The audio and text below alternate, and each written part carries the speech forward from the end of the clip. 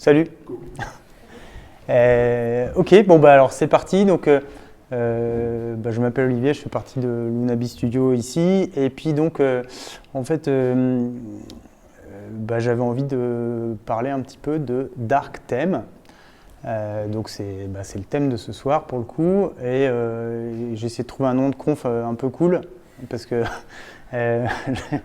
en fait on va faire cette conférence à Mobile One qui est, je ne sais pas si vous connaissez Mobile One, c'est THE conférence sur le mobile en France et en Europe. C'est le 13 novembre, si ma mémoire est bonne, et ça se passe à Paris. Et si vous êtes dans le mobile, je vous recommande chaudement d'y aller. Voilà pour le contexte. Donc le nom de la conf, Dark Side of the App, parce que quand même, parce que personnellement j'adore Pink Floyd, donc je trouvais que c'était assez cool. Mais donc, pour commencer, pourquoi j'avais envie de vous parler de Dark Theme? Parce que tout simplement... Hop, hop, hop. We are bringing dark mode to iOS. I'd love to show it to you live now. Donc, ça, c'est ce qui s'est passé respectivement au mois de juin et mai dernier. Donc, à la Google I.O. et donc à la conférence Apple qui s'appelle la WWDC, donc les deux conférences de développeurs donc sur Android et iOS. Donc en gros, ils font quand même la pluie et le beau temps dans le mobile. Et donc il y a eu deux annonces quasiment coup sur coup à un mois d'intervalle du Dark Mode sur iOS et sur Android. Et comme vous pouvez le constater, les développeurs étaient plutôt enthousiastes, c'est le moins qu'on puisse dire. Donc c'était vraiment la grosse stuff, quoi. Les mecs, c'était vraiment, on n'en pouvait plus, à tel point que j'ai décidé de vous faire cette présentation en Dark Mode. Et donc, et en plus, comme ça, on est 30% plus energy efficient, puisque grâce à ces bonnes vieilles télé et écrans de smartphone OLED, qui allument seulement les pixels qui sont en couleur, qui ne sont pas noirs, du coup... Pour les produits... Placement de produits. Ouais, non, mais c'est vrai. Il n'y a pas de marque, c'est juste une techno OLED. Mais donc, effectivement, sur certains devices, parce que c'est quand même loin d'être la majorité aujourd'hui, on gagne un petit peu en énergie, on gagne un peu en batterie, parce que du coup, les pixels qui sont noirs ne sont pas allumés. Voilà. Mais donc, effectivement, un peu comme certains d'entre vous, là, la première question que je me suis posée face à cette réaction des développeurs, c'est mais pourquoi? Mais comment ça se fait? Mais pourquoi les gens sont aussi emballés par le dark mode? Je veux dire, s'ils nous annonçaient une batterie qui dure 2 fois plus longtemps, là je comprends. Mais on parle quand même juste de dark mode. Donc qu'est-ce que ce dark mode a de si génial? Alors donc, le discours officiel, c'est le suivant. Donc côté Apple, c'est a dramatic new look.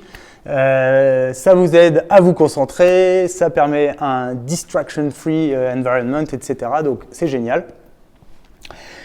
Il se trouve qu'il y a quand même un tout petit peu de bullshit marketing pour être complètement honnête derrière tout ça, mais on va y revenir.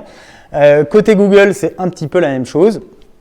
Donc ils insistent un peu plus sur le côté, oui, ça économise de la batterie, ça améliore la visibilité. Pour les utilisateurs donc, qui ne voient pas très bien et ceux qui sont notamment sensibles à la lumière, ça existe, c'est une maladie qui s'appelle la photophobia. Et puis, en effet, c'est quand même... donc, on est un peu plus dans la sobriété chez Google, donc c'est, quand on est dans un environnement où il y a peu de lumière, le dark mode, c'est cool. Voilà. Or, il se trouve quand même que donc il y a énormément de gens, de chercheurs qui font des recherches sur les interfaces utilisateurs, etc. Et ce qui a été prouvé, si on regarde les dernières études qui ont été faites, enfin les études qui ont été faites d'ailleurs dans les 20 dernières années, c'est qu'en fait, on préfère le light mode. On préfère le light mode, il y a pas mal de raisons pour ça. La première, c'est que c'est une question d'habitude, c'est-à-dire que, et d'habitude à plusieurs titres, généralement la nuit, on dort. Donc on est plus optimisé pour le jour. Et donc le jour, qu'est-ce qui se passe? On a le ciel qui est lumineux et souvent on a des objets plutôt noir qui se détache donc sur un fond lumineux. Et donc on est un peu optimisé pour ça. Il y a pas mal d'autres raisons, notamment le fait que notre pupille, quand elle regarde un fond lumineux, bah, elle est plus petite. Et donc quand on a une pupille plus petite, on voit mieux les détails. Et donc du coup ça c'est particulièrement vrai. Donc en fait l'idée c'est qu'on voit mieux les détails en light mode qu'en dark mode. Et sur un appareil mobile, on parle quand même essentiellement de détails puisque généralement on a du texte qui est écrit tout petit sur un tout petit écran. Donc voilà. Donc les recherches ont prouvé que en fait on est plutôt câblé pour du light mode. Et il y a eu pas mal d'expériences qui ont été faites, et notamment celle-ci, quelqu'un qui s'est amusé à prendre des images et à inverser le sombre et le clair, en mettant des couleurs qui n'ont rien à voir avec la réalité, histoire qu'on ne soit pas complètement biaisé par quelque chose qu'on reconnaît. Mais donc là, évidemment, si vous fonctionnez comme moi, vous voyez mieux Abraham Lincoln sur la photo de droite que sur la photo de gauche. Bon, il y a vraiment pléthore d'études sur le sujet.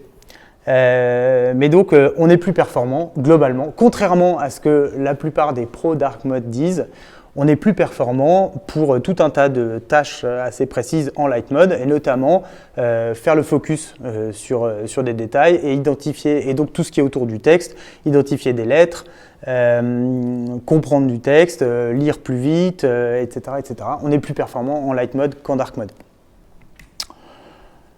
Donc, face à ça, j'étais un petit peu quand même dans le...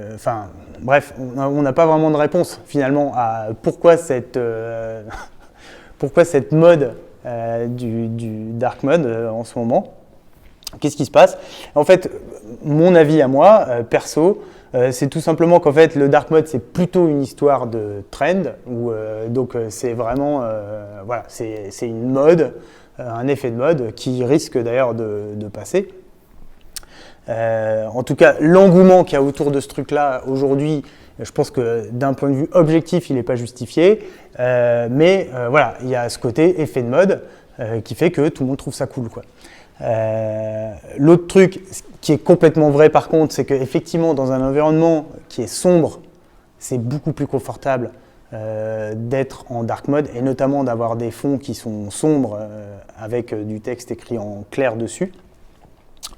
Ça c'est indéniable, et effectivement il y a une petite frange de la population, on parle de 1% des gens environ, qui souffrent de photophobia, et donc simplement qui attrapent des migraines quand ils sont trop exposés à des écrans, à des choses très lumineuses. Et donc du coup pour ces gens-là, c'est indéniable aussi que le dark mode, ça va les aider. Et donc la conclusion de ça, en fait, pour moi, c'est que en fait, il n'y a pas vraiment de conclusion, ou en tout cas, c'est que je trouve que c'est assez bien résumé par ce tweet qui a été posté donc par Setup, qui dit il y a simplement deux sortes de personnes sur Terre. Il y a les pros light mode et les pros dark mode, et puis voilà quoi.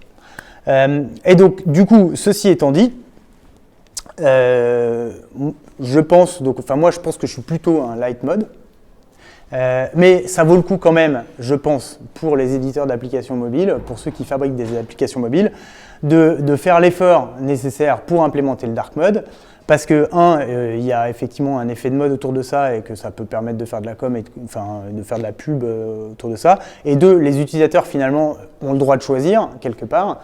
Et donc ça serait dommage de les priver de cette flexibilité que maintenant les OS mobiles ont, qui est de proposer soit light, soit dark.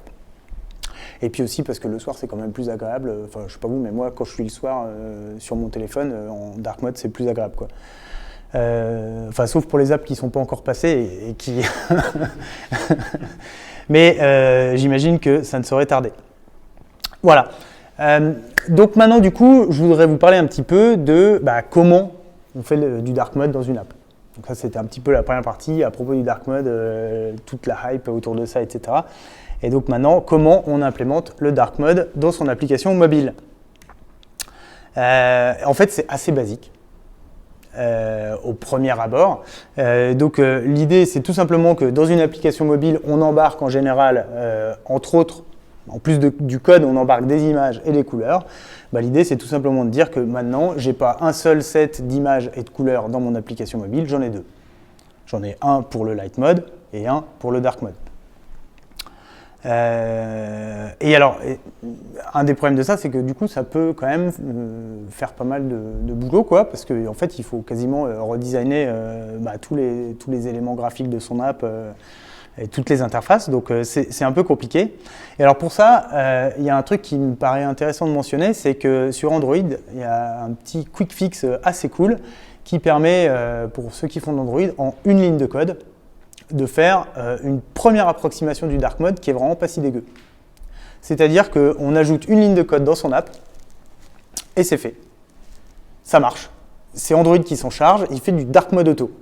Donc il va vous prendre le blanc, il va le transformer en noir, il prend le noir, il le transforme en blanc, etc. Et ça va même un petit peu plus loin que ça. Donc je vous ai mis un exemple ici d'une application, qui est une application de musique classique, qui a été passé en dark mode via cette ligne de code. Et vous voyez que donc il y a la zone qui est là, qui était blanche, qui est le background, qui devient noir.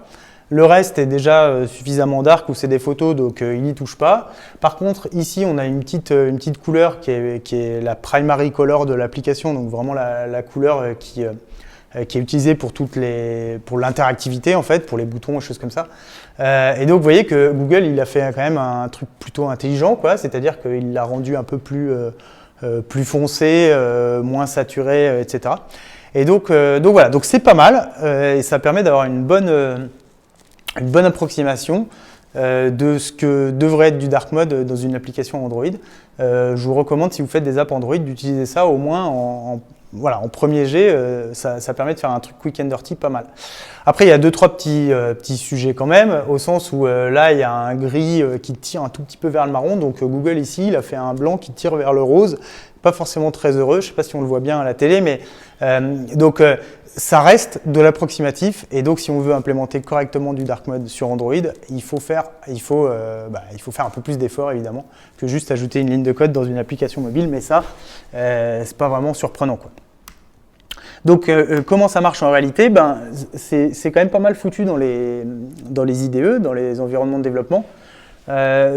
Sur Android, en fait, on peut tout simplement prendre toutes les ressources de l'application et en fait les décliner en mode night mode. Alors night mode, ça veut dire dark mode. Ça, j'imagine, c'est un héritage de la version précédente d'Android qui gérait un mode nuit et pas de mode dark. Bref. Et donc du coup c'est assez simple, en fait, on duplique toutes ces ressources, ça crée deux répertoires en gros dans lesquels il y a les ressources de l'application. Donc les ressources de l'application, c'est toutes les images, mais c'est aussi toutes les définitions de couleurs, etc. Et donc on se retrouve avec deux copies du truc, et puis on peut aller changer tout simplement dans la copie dark tout ce qui va bien, et ça fonctionne bien.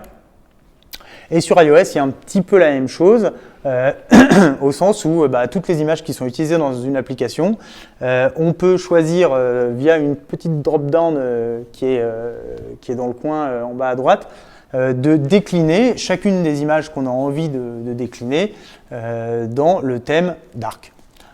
Et donc du coup, vous pouvez avoir comme ça deux copies de vos images, et puis après, il suffit de les faire, quoi. Il suffit de les faire. Ce que je veux dire, c'est que d'un point de vue code et techniquement, c'est pas très compliqué.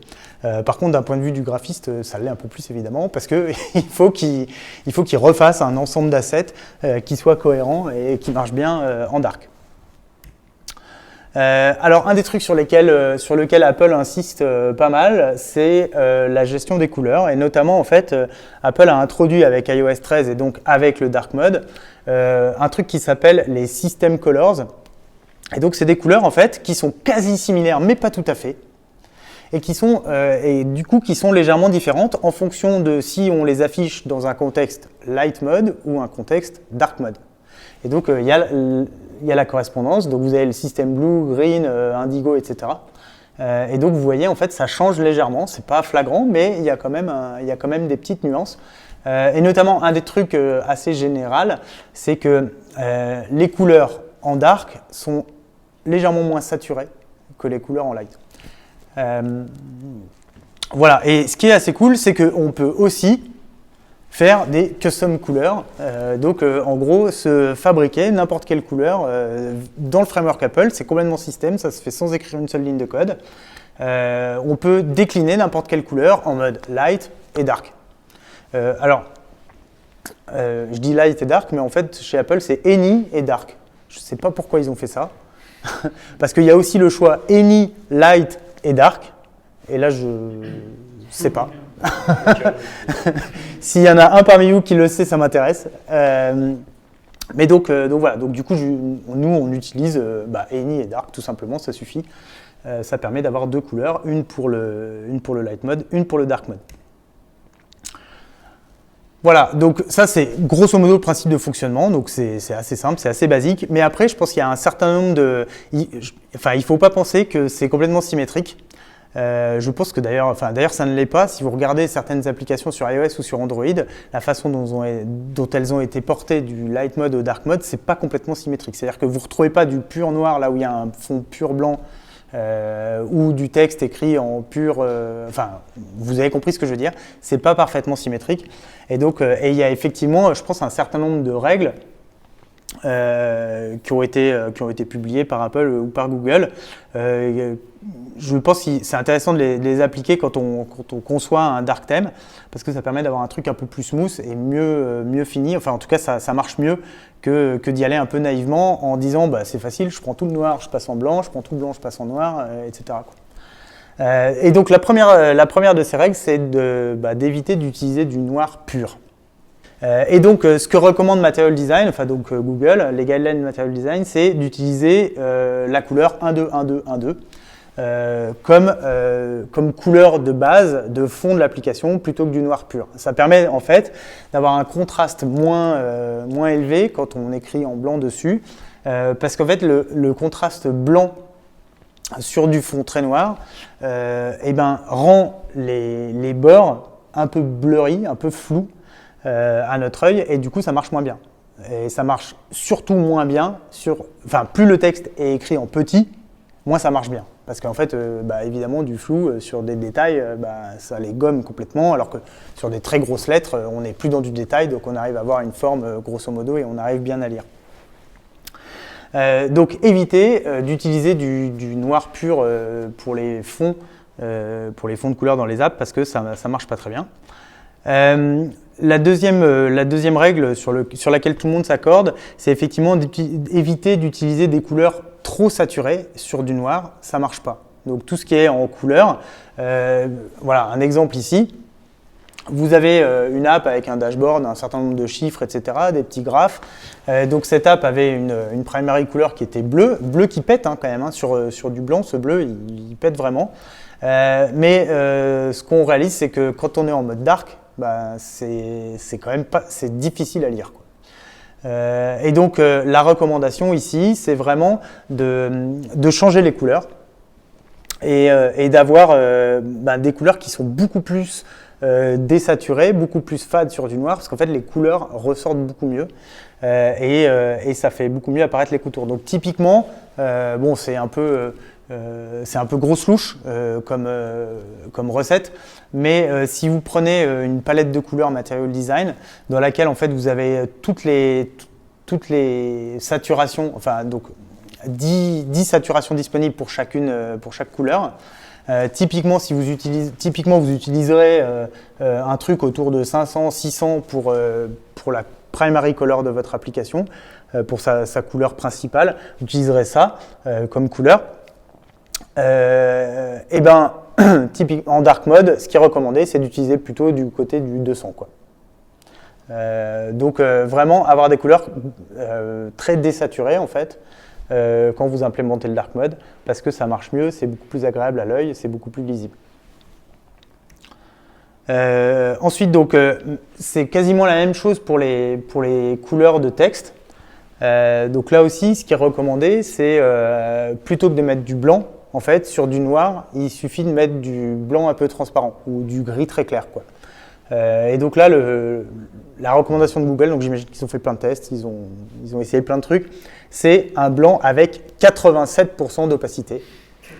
Donc voilà. Non, mais parce que 86, ça devait être un peu pas assez, et 88, un peu trop. Mais donc voilà, pour les textes qui seraient noirs sur du fond blanc, donc typiquement les textes de plus haute importance, utiliser ça, et puis ensuite on décline avec un blanc de plus en plus transparent en fonction de l'importance du texte. Exactement comme sur un fond noir, on a souvent un titre qui est en noir, et puis un petit texte en dessous qui est en gris foncé, et puis le texte encore moins important qui est en gris moyen, quoi. Donc voilà, donc typiquement 87%, 60%, 38%. Et à propos des textes, donc il y a un petit truc qui est rigolo, que j'ai trouvé assez rigolo personnellement, c'est que en fait, les fontes, quand on écrit en blanc sur du noir, paraissent plus grasses que quand on écrit en noir sur du blanc. Donc là, c'est exactement la même fonte, exactement la même taille de typo, mais pour autant, enfin, qui c'est qui voit la fonte blanc écrite sur du noir plus grasse que la fonte noire écrite sur du blanc? Est-ce que ça vous le fait? Donc, mais c'est dingue quand même de se dire ça, quoi. Enfin, je sais pas, c'est marrant comme truc.